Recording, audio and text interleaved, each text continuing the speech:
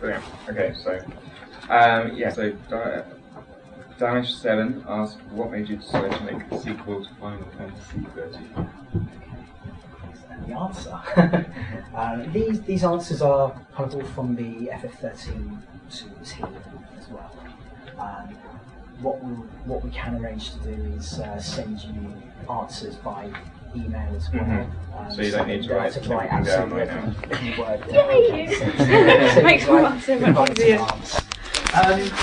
I think fundamentally the decision was made to make a sequel because, well, firstly, I guess, get the business part out of the way. The first game was really, really successful, and it's thanks to your support, really, that the company was able to sell enough copies of the game to warrant a sequel. So over 6 million units sold. So thank you very much, everybody, for the support on the original title. But getting all that business bit out of the way, creatively, the development team created such a kind of rich world and rich universe for the original game, and it was decided really that with such a great mythology and really strong characters that created, etc., it wasn't possible really to contain everything within the original game, and so there's an intention to really follow up with a sequel that extends upon the mythology, reveals more about the story, more about the characters, and of course some new gameplay features, some of which you saw in the gameplay demos. Okay, so he also asked, was a sequel always in the thought process when making Final Fantasy XIII? I think when anyone makes any kind of entertainment product, there's always a thought in the back of your mind, it would be nice if this was successful enough to warrant a sequel. Having said that, of course, there was never the intention really to create a sequel. There was no kind of plan or design that was formulated for a sequel during the time that FF13 was in development. That's, I think, quite key to get across to everyone. There has been some information kind of shared on the record by the team towards the end of the Final Fantasy XIII project, saying that there were some kind of rejected ideas that it wasn't possible to include in the original game. What I'll say about that is that this is often a scenario that comes up during game development. There's always tons of ideas that the team will come up with that kind of get left on the cutting room floor. And with 13.2, those ideas that were left on the cutting room floor would have had to have been reworked in such a comprehensive way, such a detailed way, to make them fit within the overall vision for 13.2, that they would have kind of come across as all new ideas anyway.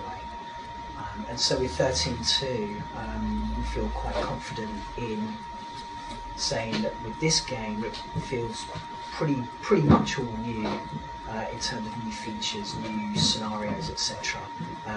These were not things that were ideas of the original game. This is something, do you think we'll see more of? Do you think that you'll start having games and then they'll have many sequels, or do you think that it's generally speaking, I think maybe with the HD games that have a high development cost included with them, there's always a kind of business thought as to, okay, how can the company maximise on that investment, and so we see it more often, I would say, at the moment with big brands having sequels. We're seeing a new Halo game coming, a new Gears of War game coming, new Call of Duty every so often. So I think that is a theme that will probably continue, maybe for the HD era. When it comes to Final Fantasy in particular, it will depend on the product itself and whether the team involved feels that there's a justification for doing a sequel. And that will go across platforms as well. That kind of stance and situation will vary depending on whether it's a Facebook game or a new next-gen game. There can be quite a different kind of decision-making, I would say. Yeah. Cool. So Leonora has asked, the free roaming aspect seems to be returning, such as talking to NPCs in new program. Was this something you felt was missing from the previous game, and how much more free roaming opportunities will you be offering? Yeah, okay. So, with the original Final Fantasy XIII, that was a strong example of a game we consider to be quite kind of story-driven as an overall kind of design theme. With 13.2, and it's part of the thinking here is to keep the brand always fresh. You know how each new numbered version has a new world and new characters, etc.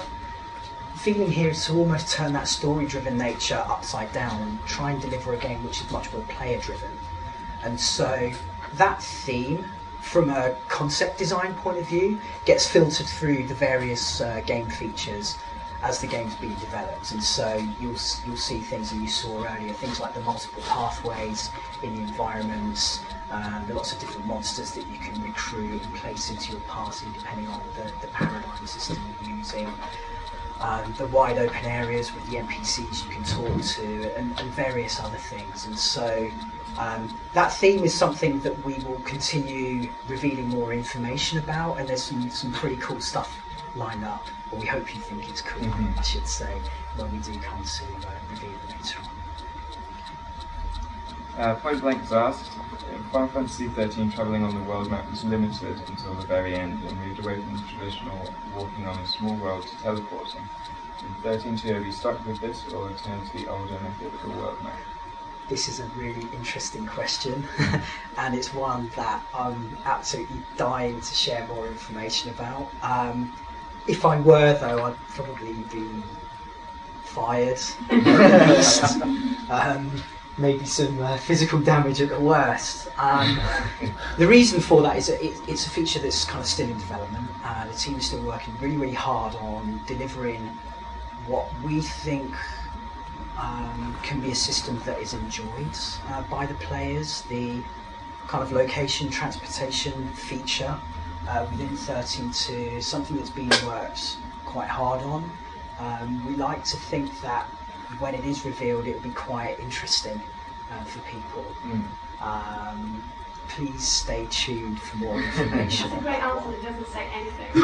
Politician's answer. Yeah, I think other than it's one that is quite unique. It's quite a unique system that's being worked on. It's not typical to what you may have seen before in a Final Fantasy game or any other kind of adventure or RPG. I think that's about the limit of what we can say for now. We hope you enjoy it when you see more information and when you can play the game. You'll find out all about that as soon as we can talk about it on the Square Enix members. It shouldn't be long now either. Stay tuned for that.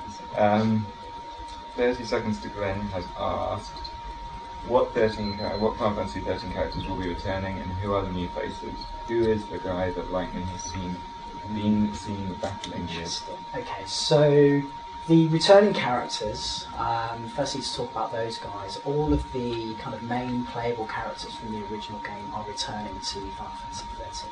Plus, of course, Sarah, who was not playable in the original game. So, of course, we've got Lightning, Snow, Hope, Saz, Fang, Vanille.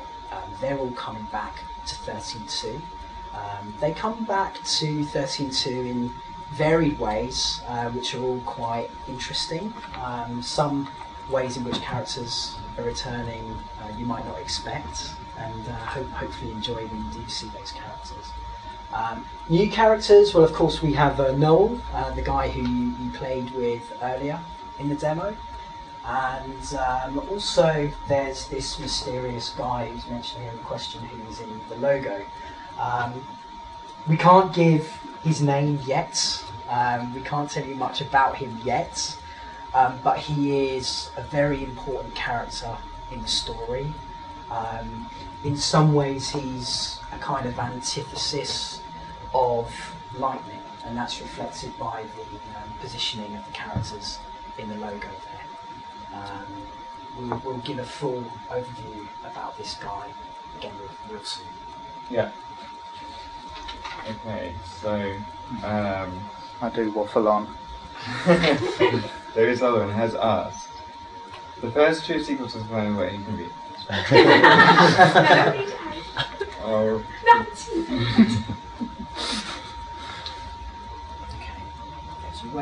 won't read the question out. I think the main point to respond to this question is to do with player choice that exists within 13.2. A really important part of the design involves giving the player more opportunity to explore worlds, make choices in the game, make choices in conversations, make choices as to which monsters they recruit and use in battle, etc. Part of that involves, as you saw earlier, the live trigger system, which allows you to choose from different conversation options to help you make key decisions in the game. But also, we're confirming that, yes, the game does feature multiple endings. Some of the endings are very different to others, and the ending that appears is very much driven by the choices the player makes throughout the course of their journey and their story. So there's a lot of content there for players to get their teeth into, and several endings to enjoy. Is the ending affected by, I heard that the play save, if you kept it from 13, does it affect the ending in 13 too? We're exploring possibilities of how there may be integration between the two games, but haven't confirmed anything at this stage. It's just because it was kind of hinted, it was like, keep it, just in case. That's right, Yeah, that's right. I'm glad you picked that up. Yeah, please do keep it safe, if only to go back and enjoy the previous game. But it's something that we're asking questions about ourselves.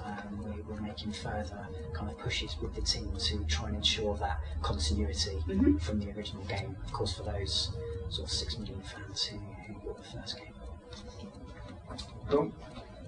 Solar Seraphim asked, why did you make a morphing Moogle Seraphim? Well, firstly, why not? I think is the correct answer, right? Yeah, Moogles, as I'm sure you all know, are kind of the iconic mascot of the series. They're quite known, quite iconic, quite popular, quite cute.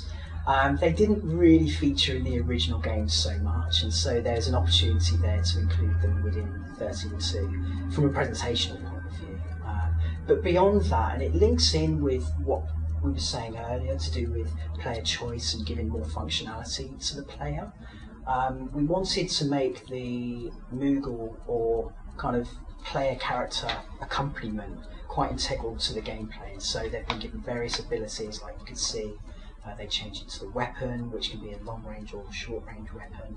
You can use them to uncover the treasure, find the various treasure, etc. So the view there, is absolutely to include something that kind of reminds fans of the series, but also give them some great functionality to play with as well. And then are we talking about other creatures returning as weapons as well? I mean, we saw the cactuar earlier that can be used. Have we got other ones turning up? There are various kind of known monsters from the series, to be used as weapons, or coming back into this game. Mostly, really, to be used as monsters. To be used as like summons. Yeah. So can we use a Tombury? Okay.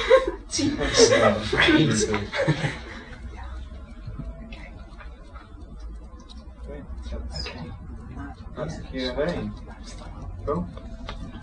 Thank you, everybody, for all of the questions. Yeah. Sorry, I can't answer absolutely everything. Yeah.